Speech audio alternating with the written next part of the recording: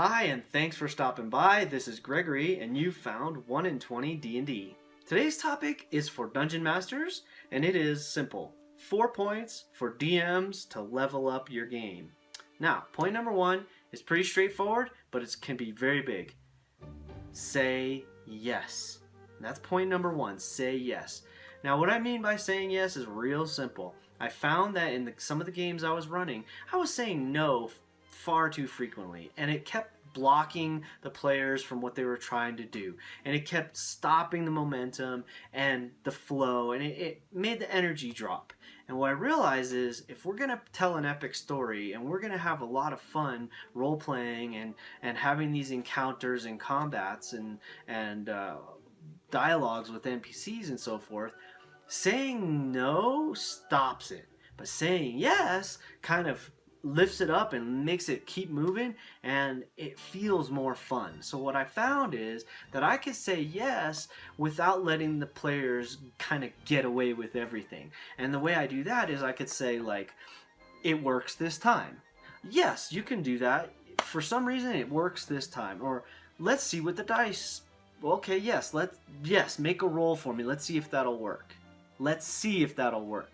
That way you can kind of, even if you feel like maybe it shouldn't, you set the DC real high and let them give it a try. Because if they they roll a nat 20 when they're trying to do something out of the blue, kind of unbelievable. That's what epic storytelling is about. That's what's going to make the game really fun for the players. Okay, so point number 1, say yes. Point number 2 is use descriptive language. Now, I mean that in a couple ways. First and foremost, use descriptive language when you're describing the environment. Saying to the players, you enter a 30 by 30 room. Okay, well, now I know the size of the room, but that's all I know. Now, if I say to the players, you enter a 30 by 30 room, it's got beautiful furniture, there's an immaculate rug on the floor, everything is pristine and clean. Okay, that gives me an idea of who the occupant of the room might be, okay? As opposed to, you enter a 30 by 30 room, the walls are covered in cobwebs, the ceiling looks like it's falling down, there's dust and dirt everywhere, and all the furniture is either broken or in disrepair. Okay, 2 totally different rooms. And by using the descriptive language, it gives that feeling of the environment the players are walking into. Now, it's the same thing with NPCs, You meet a half-elf. Okay, that doesn't really tell me anything about this NPC. You meet a half-elf that's wearing long flowing robes, they're colored purple, he's got a feather in his cap, and he's smiling. That's completely different than you meet a half-elf that's got a rugged look in his eyes, he's got road-worn clothing, his cloak is muddy, and he is scowling.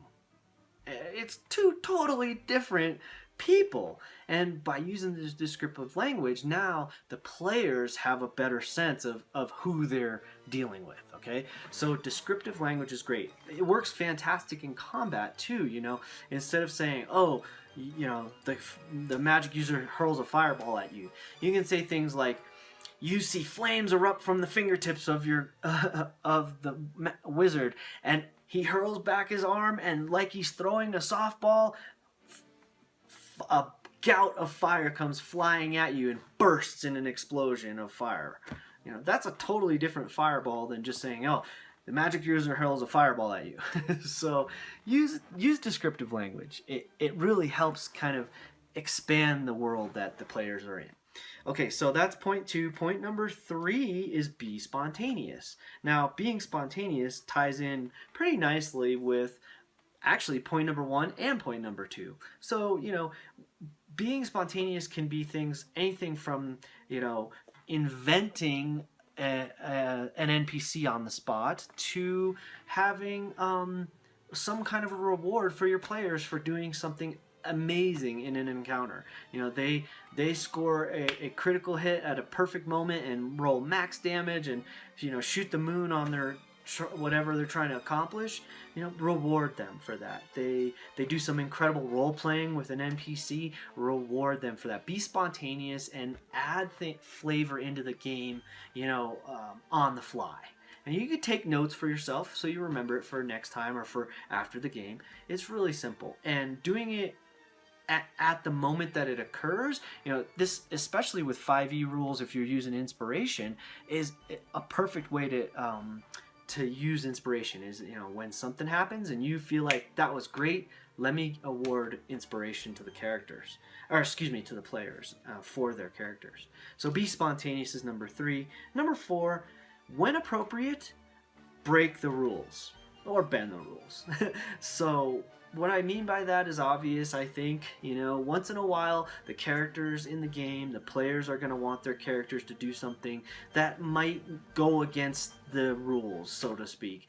Or there might not be a rule for it. So in those cases, let it fly. If it makes the story more interesting, let it fly. If it's totally out of the ordinary or really seems illogical or improbable, again, you can either let the dice decide and make it a really hard DC, or you can say no, but back to point number 1, let's try to say yes and make the game more fun for everybody. So every once in a while, when it's appropriate, not all the time, but when it's appropriate, like in the height of a battle or in a critical moment in the game, it's okay to break or bend the rules. All right, so those are 4 points for DMs to level up their game.